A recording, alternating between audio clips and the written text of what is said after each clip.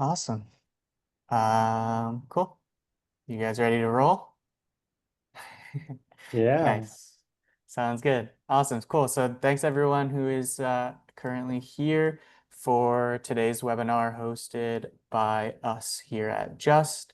To introduce myself really quickly, I'm John Carlo. I am on the marketing team at Justt, and I'm joined today by two panelists who are total rock stars, Ronen Ben-Ami and Suf Israeli.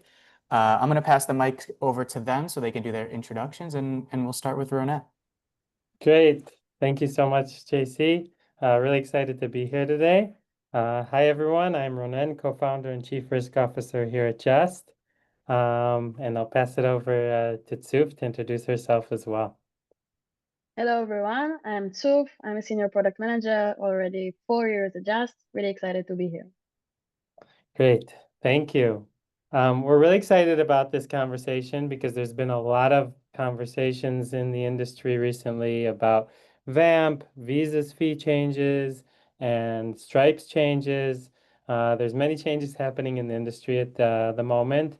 And we want to take a second to stop, look at how chargebacks were being handled till today, and dive into some of these changes that are happening, as well as are there any changes we should make in our processes and how we handle chargebacks moving forward because of these changes. We know our industry that we're in likes to improve as the industry changes, and it's an important process in the industry. But it makes our lives harder that we need to always stay up to date with what's happening and how it can affect us. So it's a good time to take a step back, look at our current strategy, and we'll start by that, looking at what our current strategy is. Dive into each one of the changes, visas changes, VAMP is also visa changes, the Stripe changes, and then really get into is there a better way to handle chargebacks moving forward? As well as Tsuf is really going to dive into what we're doing here at Just on the product side to help improve the processes around chargebacks. And of course, we'll have some time for questions at the end. So I'm going to dive in. For those of you who may or may not know just a few words about us. We really took the world of chargebacks and brought something different to the market. We are the modern chargeback solution. We looked at the problem in a different way, solving the issue by using technology, but not just by automating templates, but bringing a different methodology to the table that we call dynamic arguments, and I'll explain a little bit more about it during the session, that allows us to customize each and every chargeback that we respond to so it gets a tailored response as though a human's handling it, but it's scalable. So you can actually handle the volumes of chargebacks and you have no human error involved in the process. And we're backed by many top companies today that have seen why Justt is so different, and it's been a really exciting ride here at Justt. So, due to the recent fee changes, does that mean that we need to change our chargeback strategy in any way? That's really the big question. But of course, we need to understand the changes in order to better understand if there's anything we need to improve. So we'll dive into what has actually been changed in the process. And we also need to determine what is the optimal chargeback management strategy moving forward. So the ecosystem of chargebacks sits in the payment processing ecosystem that many of us are aware of today. You have the card schemes, Visa, MasterCards, and the like that sit in the middle between the issuer and the payment processors, whether it be Stripe, Adyen, WorldPay, Pfizer, many others. A company like Justt sits between the merchant and their payment processor. So we actually are integrated with those payment processors, which allows us to pull chargeback data directly into our system, as well as third-party data that we use from our own enrichment sources, and then additional merchant data if additional merchant data is needed. Those three data sources allows us to build an automated chargeback solution by using those different data sources, as well as, of course, providing solutions like Verify and Ethica and the alert systems when necessary. And we'll dive into when it's necessary when we go into VAMP a little bit further.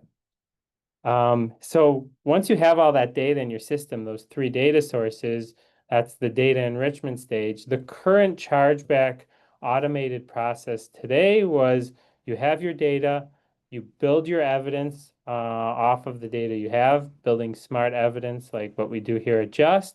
And once you start receiving results, you can actually optimize your solution over time, figuring out what works better in different scenarios. Let's say you get an overall 60% win rate. There's subcategories in that 60% that you may only be at 5, 10, 15% win rates. So it may be a specific issuer, a reason code, or other scenarios where you only have specific data, running tests on those scenarios, and you can figure out what can work better to improve your solution over time. And if you're running tests at scale, you can actually run multiple tests. And when you learn something in one scenario, it will actually improve your core solution instead of just running an A/B test on on two different templates. Because we're not working off of templates, we're running these tests on scenarios, and then it's inputted into the core of Justt, and we call that the network effect, where it actually improves the solution over time across our portfolio of customers.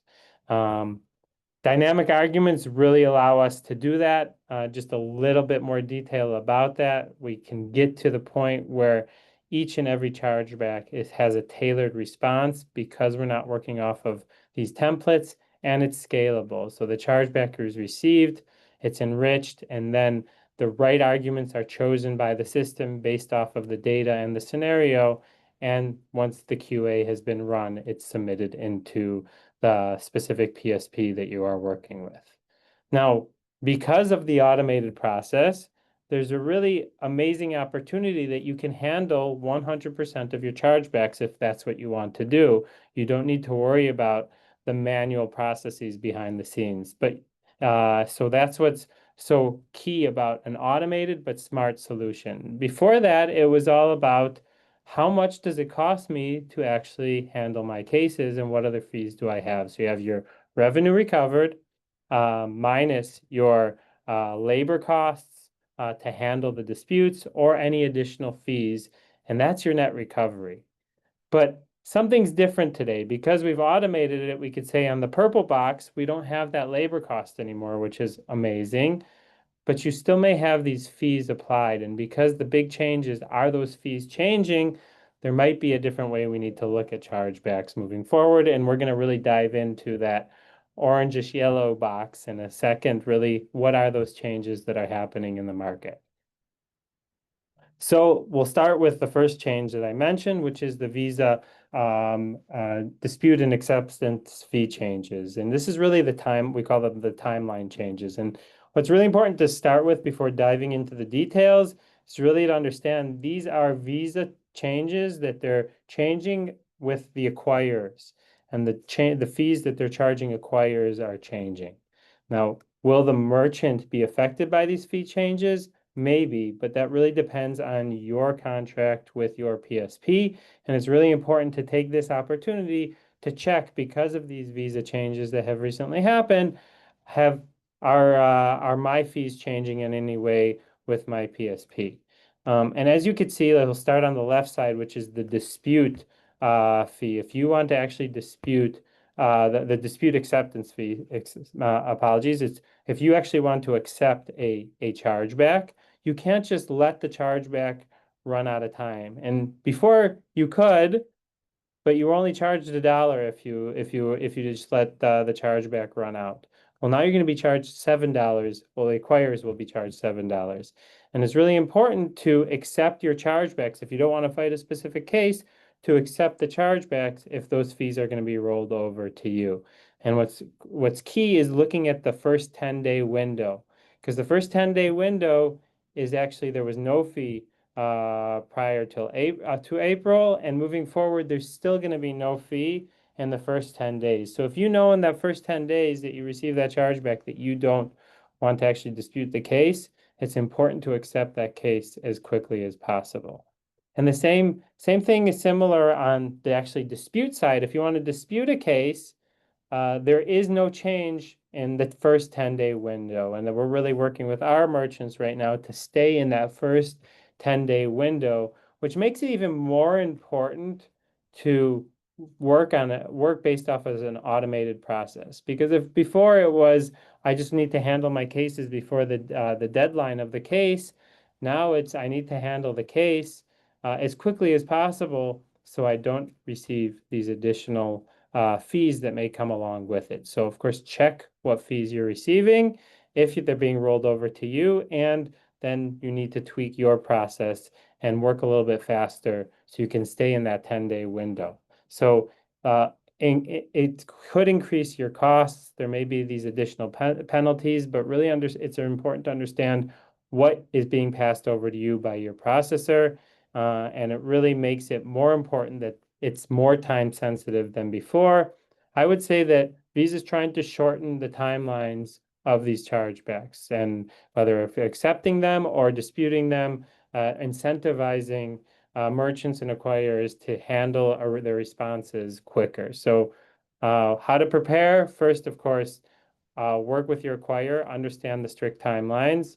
And what's interesting about working with your acquirer as well is you may stay in that 10-day window, but is your acquirer staying in the 10-day window? Because just because you've submitted it to your acquirer in the 10-day time span, they're in the end submitting it to VROL. That's Visa's system that they need to submit it in. It ultimately needs to be submitted into the VROL system within the 10-day window. So are they standing by that 10-day window? And that's why it's important to understand how you work with your PSP or acquirer so that they're also not you're not receiving those fines because they're not standing by that timeline.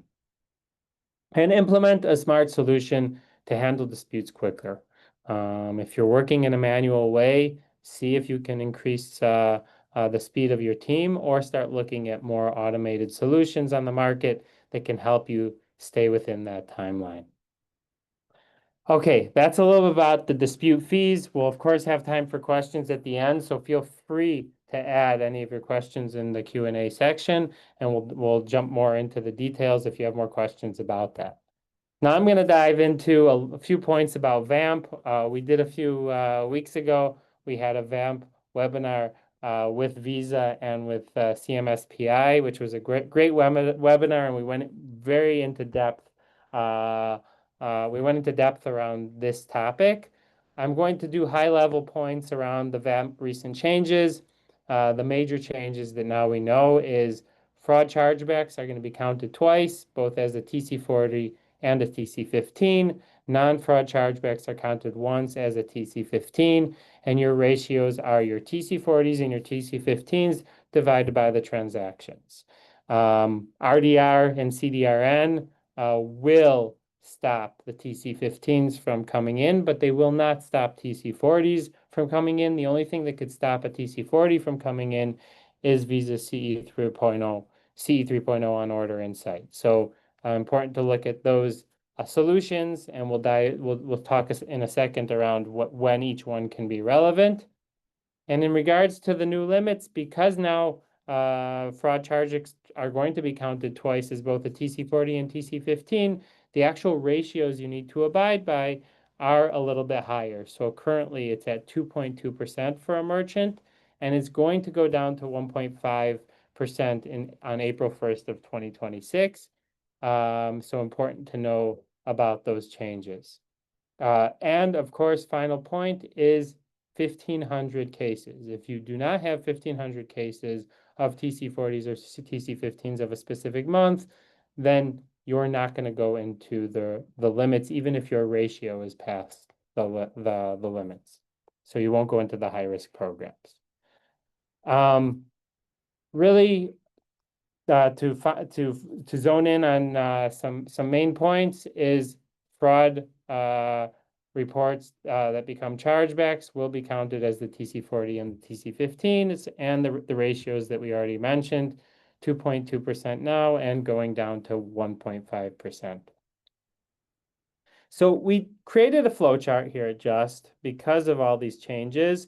It could be a little bit challenging for a merchant to figure out what is the best process for you and how to handle it. So we start with in the flow chart to try to help us relax a second and see, do we even need to stress out about this situation? So let's first look at the first stage. Do I even pass the 1,500 cases? If I don't pass the 1,500 cases, there's no action that needs to be done. Even if your ratios are above the limits, you are below the limits based off of these new rules. If you are past 1,500 cases, in the cases I mean TC40s and TC15s together, that's when you need to start monitoring your ratios. So how can you monitor your ratios? First, you need access to your TC15s and TC40s. So that's if you're past the limits, we have yes, and now we have access to dispute data. You need to know what your TC40s and TC15s so you can do that actual analysis on a monthly basis. So if you have access to them, great, from your PSP, then you're going to do your TC40s and TC15s divided by your transactions.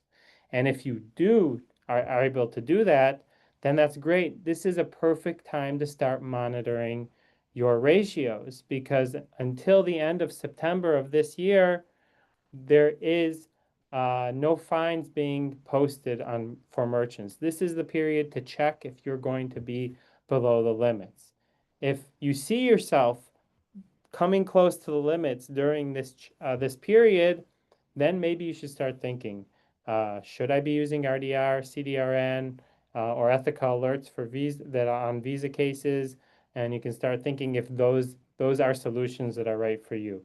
During this monitoring period until September 1st, till the end of September, apologies. If you don't pass the limits and you're well below the limits, you don't need any of these solutions.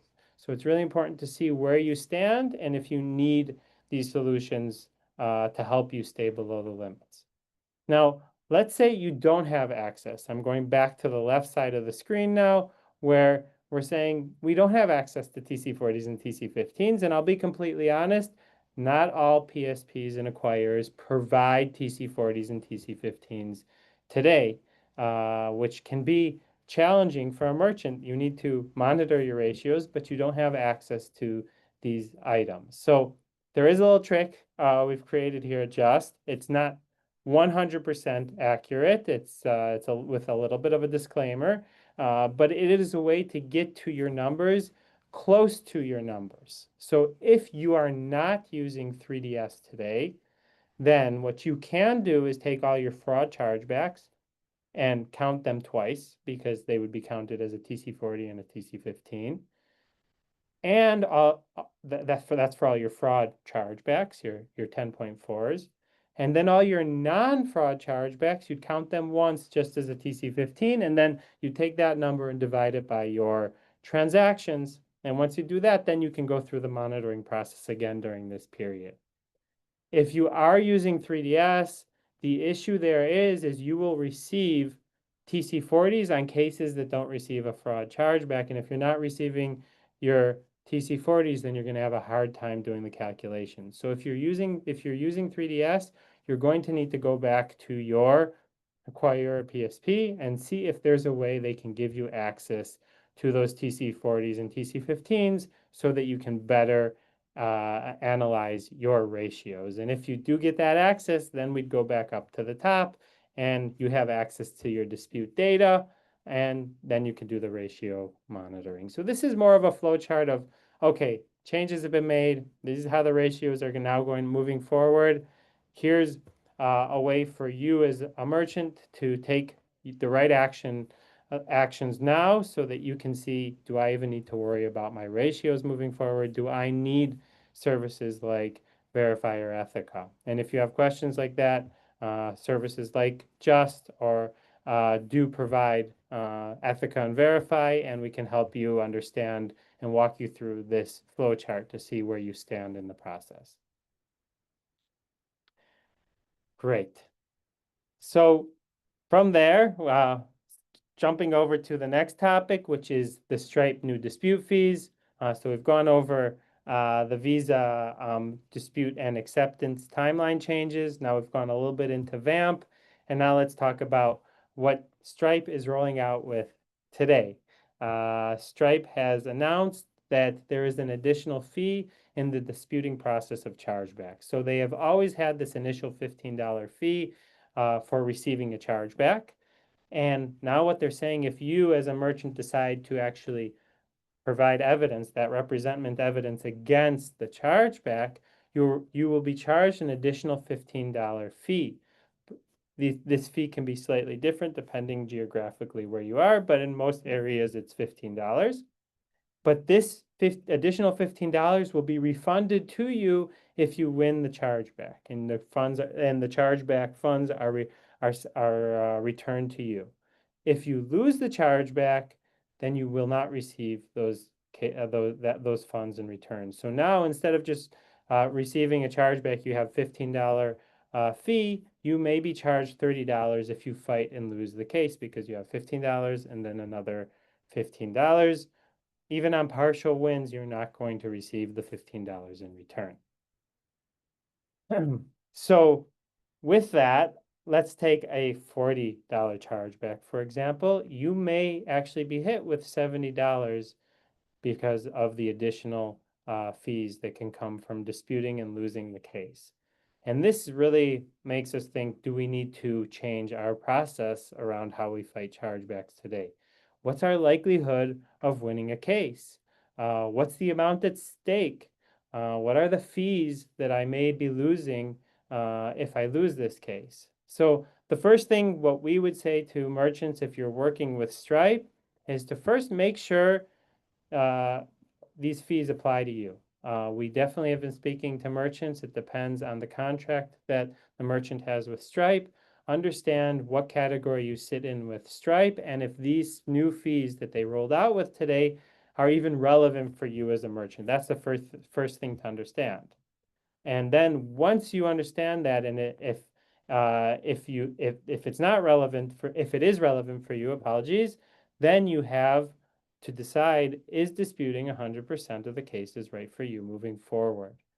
Now, with that in mind, what I'd really like to dive into with Justt now is what we've been doing here at Justt, because we heard about this change several months ago from Stripe around these fee dispute changes. And we've been thinking a lot about it here at Justt of how do we need to think about disputing chargebacks on behalf of our merchants moving forward that are working with Stripe. So Justt, I will hand it over to you from here. Thank you, Ronan. Super insightful. And so for those who joined a bit late, I'm Justt. I'm product manager here at Justt, and I'm super happy to share with you our new offering called dispute optimization. Click, please. So what is dispute optimization at all? Following the fees that Ronan just shared, coming from Stripe, and assuming additional acquirers might launch similar fees, we understand that the approach of fighting 100% of the chargebacks might not be the best solution for every merchant. So we decided to build a new product offering that will help the merchants like you basically take better and smarter decisions about your chargeback strategy. Meaning we're not going to suggest you to fight 100% of your chargebacks, but focusing on the chargebacks that will be worth it, considering ROI is the most important thing. So dispute optimization is basically a new model that we built in the last couple of months, considering like more than 100 different features and entities. I will elaborate more about it in the next slide. But ideally, this model actually recommends what chargeback should be fought and what chargeback should be accepted, basically, which means you are not going to fight this case. And we in Justt are going to take care end-to-end about the flow, meaning if this chargeback should be fought, we are going to generate a great evidence and submit it to the PSP on your behalf. And if the chargeback should be accepted, we are going to take care also about the acceptance action fully automatically for all the processors you are working with. So as Ronan described before, we are basically considering three main factors. Obviously, the chargeback value, the ticket dollar of the chargeback itself. We're taking under consideration the win probability. This is basically the model that we developed, and obviously the fees that related to the acquirer this chargeback is related to. And next, please. So to understand like how we built the dispute optimization model, it's really important to understand we're calculating like dozens of different data points, different entities and features in order to make sure we're having the best accuracy we can about the chances to win a specific case. In high level, obviously, we're taking the historical data we have for similar chargebacks. So if we receive the chargeback in specific reason code, specific issuing bank, or payment method, we're looking in similar chargebacks of the same segments from the past and seeing like what were the results before. Obviously, there is a huge impact for the merchant data that you provide with us. If you provide with us data related to to shipping, for example, in the non-fraud cases, or you're sharing details like subscription data, all of those data pieces actually helps us to ensure the chargeback is likely going to win. And it's really important to understand what data was provided to this specific chargeback. And obviously, we are always aligning with what happens in the industry. So, for example, technical wins or Visa 3.0 are something that we take under consideration to make sure we calculate the win chances in the best way possible. These are like three main examples that we're taking into the model when we calculate the chances to win. And as I said before, considering the chargeback fee and the ticket size, we're generating what should be the recommendation for this specific charge. Next, thank you. So while this engine and all the magic happens behind the scenes, we always make sure that the results are super easily visible into our customer hub. So this is like a real screenshot of our customer hub, this is the dashboard that we provide with our customers. You can see easily here all the chargebacks list that this merchant has. And for every chargeback that Justt thinks that going to have like negative ROI, we'll label it like in this orange icon that actually say, hey, this chargeback we believe that shouldn't be fought, and we expose the outcome here. You as the merchant can see the recommendation and either configure the model to auto accept all the chargeback that Justt believes shouldn't be fought, or you can use this model as a recommendation only, then take a decision based on the outcome itself. But the most important thing to understand is besides the model that always runs behind the scenes and calculates the ROI and changes the recommendation in the real time, you have the full ownership to decide what you would like to do with those chargebacks. You can obviously extract the data, use it as a reporting tool to enhance your models as well. Just making sure that you take action based on the Justt recommendation model. So just to sum it up, we are going to launch this model really, really soon. And then the idea is that every merchant can maximize the ROI easily with no extra effort and not extra calculation from your side, and everything is going to be visible through the customer hub. Again, it's mostly related to merchants that are going to be impacted for the fee as Stripe launches recently. And obviously, if your acquirer is going to launch about something like that soon, you can be quite calm that you already have the offering that will help you to maximize the ROI. That's it.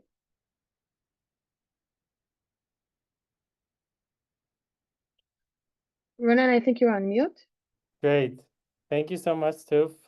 And I'm just going to go back to a slide we showed in the earlier on in the presentation and show that now the process looks a little bit different. Before we showed from data enrichment, you have evidence creation and optimization. We're looking at it different today now at Justt. We do our data enrichment, pull in all of the data, and as Toof mentioned, then we do the likelihood of positive ROI. And if we do see that there's a good likelihood for positive ROI, that's when we go through the evidence creation and the optimization. And if we do not think there is, and we want to accept that case, and the merchant wants to accept the case, we can many times auto accept the case. So you, as I mentioned earlier, you do not need to deal with additional fees for accepting a case later that may be charged by your PSP because your PSP has been charged by Visa. So the process looks a little bit different moving forward, but it's a smarter way to look at your chargebacks as the industry changes the rules around chargebacks. Great. We're going to open it up for questions now and see if there's any questions. I'll pass it over back to JC to see if there's any questions from the audience. Awesome. Yeah, thanks, Ronen. Thank you, Suf. Really, really great webinar. Tons of content obviously covered. Definitely saw some questions come in throughout the webinar, and we, of course, encourage anyone with any open questions at this time. to submit them through the Q&A if you have any questions. We'll try to get through all of them today. And in the event that we don't, of course, we will reach out and try to field your questions as best as we can. So yeah, without further ado, let's dig into the Q&A and see what we've got.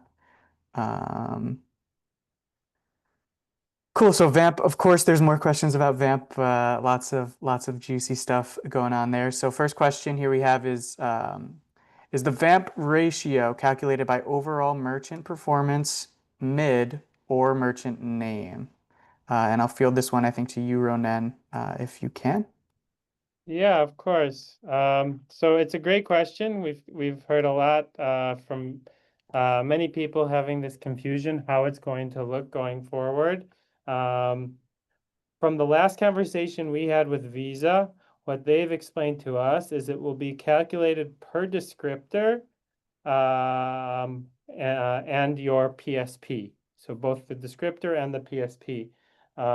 If you have descriptors that are similar descriptors, they can be counted together under the same PSP, but each PSP should be counted separately, or each acquirer you work with will be counted separately, but it'll be based off of your descriptor in that PSP.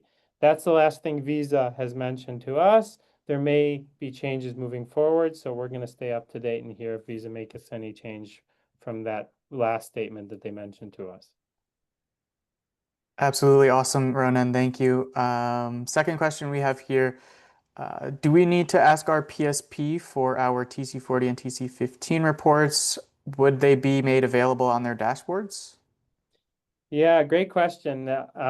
Because as we talked about when we spoke about the VAMP, you need both your TC40s and TC15s to properly calculate your ratios. And many PSPs and acquirers do not provide this information today. So very important, if you're not seeing it through your PSP or acquirer, then reach out to them and see if there's a way where you can receive this data so that you can properly calculate your ratios. Awesome. Thanks, Ronen. Next question seems to pertain to dispute optimization. So, Suf, I'll direct this one over your way. How can merchant data affect the recommendation of the dispute optimization? Yeah. So merchant data has like very important part when decisioning whether a case should be fought or not. It's obviously depending on the type of data that you provide. So for canceled recurring cases, we have a lot of impact for data points that's related to the subscription plan. Obviously, considering to chargebacks related to product not received, reason codes, which tracking data and shipping data will be more relevant. So it depends on the reason code, but merchant data has like really important part when it comes to calculate the ROI. Definitely. More data, the better, right? This question is interesting. It says it comes from, it says we are a subscription-based merchant and we have implemented a third-party dispute tool. Their recommendation is to dispute all chargebacks, including fraudulent ones. Is this the industry practice to dispute fraudulent chargebacks or not? Ronen, I'm going to pass this one your way, if that's all right. Sure, no problem. So the first thing I would think about is how are you working today as a merchant to stop true fraud in your system? In the ecosystem today, many of us are receiving true fraud chargebacks if we don't have an anti-fraud solution at the front end trying to stop them before the transaction is approved. So really important to have some type of anti-fraud solution in place to stop those true fraud chargebacks before they come in. Now, if you have a good anti-fraud solution in place, which is strongly recommended, then many of your chargebacks that are going to be coming in are going to be those illegitimate chargebacks on the fraud side. And for the non-fraud side, if you're working as a legitimate merchant providing your goods and services, those also are going to be those friendly fraud first-party misuse cases. Of course, fraud can always get in. Fraud rings, you can have a fraud attack, but you're going to probably have a majority in that category. Now, what's interesting about the ecosystem of chargebacks is that when your chargeback comes in, it's the merchant's responsibility to provide as much legitimate information as they can so that the issuer can make a more educated decision, because the issuer has information that the merchant doesn't have, and the merchant has information that the issuer doesn't have. So this is the opportunity for data sharing. Provide the issuer with as much legitimate information. And there's those cases that see, let's take fraud. Okay, maybe it looks like it's true fraud. Maybe it's not true fraud. Even the best anti-fraud solutions may be 80% accurate. We're not sure, but there's other data on the other side that the issuer has. So we do recommend, if you're not receiving additional fees for submitting, to submit the case with that legitimate information so that issuer can make a more educated decision. But as Tuf mentioned, we have to definitely look at the ROI, and that's why we've added that additional stage in the process to check first, does it make sense to even dispute the case? And if so, then we'd go down that process. Awesome. Great. Another question we just received, could you please share more insights on how to combine your recommendation, fighting or accepting, with RDR/Ethica? Yeah, I can take this one. So Sure. great question. Everything related to the dispute optimization and the decision whether to fight or accept chargeback is actually happening after the chargeback was already created. RDR and Ethoca, as Ronan showed before, are tools that helps the merchant prevent chargebacks from the same place. When we are looking in those tools, the recommendation is to make sure that you use them only when you're close to the limits. So you want to make sure that you are not passing the limits, so you won't get penalties and all the other circumstances. Just like we have a productized way to actually help you to make sure that you stay below the ratio, but as like a general tip about how to handle these, use RDR and Ethoca only to make sure that you are below the limits and not just refund all the alerts that you receive, because most cases it's mostly recommended to fight, like to let the alert escalate to chargeback, fight it and recover the revenue instead of just refunding and pay a lot of money on those tools. So just make sure that you monitor your ratios and stay below them, basically. Awesome. Thanks, Suf. Next open question. If I'm not going to receive the Stripe fees, should I be fighting 100% of my disputes still? Yeah, great question. Our recommendation is, as I mentioned before, if you do have data that's worth sharing with the issuer, then yes, we would recommend fighting those cases. And if you have that automated process, so you don't have to worry about the actual manual process to fight a case, then it makes sense if you're working using technology to handle all of your cases. Yeah, it makes sense. Thanks, Ronan. For VAMP, if a merchant is enrolled in the excessive category, how long can they stay within the program? Will there be additional penalties aside from fines?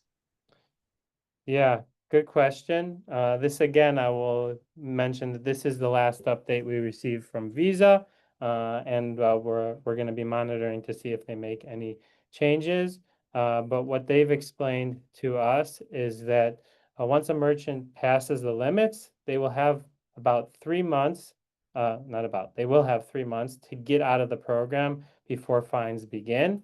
They need 1 clean month in order to get out of the program within these 3 months. If they have 1 clean month, then it means they're out of the program and they won't receive the fines. And this specific scenario is for a merchant that wasn't previously in the program for the past 12 months. And again, once you get out of the program, you have to be out of the program for the next 12 months in order to receive this 3-month grace period again. If you are in the program within the last 12 months, then you won't receive this 3-month grace period to prove yourself to get out of the program. Awesome. Thanks, Ronan. Another new question here regarding Stripe's new dispute fees. Looking for clarification, what's a partial win? Yeah, good question, because it doesn't happen very often, but they are outliers where, let's say you have a chargeback for $100 and you provide evidence that says you should receive the $100 back. The issuer can make the decision to only provide you partially a portion of the funds. So let's say they say, okay, we'll give you $50 of the $100. So that means you have a partial when you won $50 back, but the dispute amount was 100. That means you partially won the chargeback. Awesome. Thanks, Ronan, for that clarification.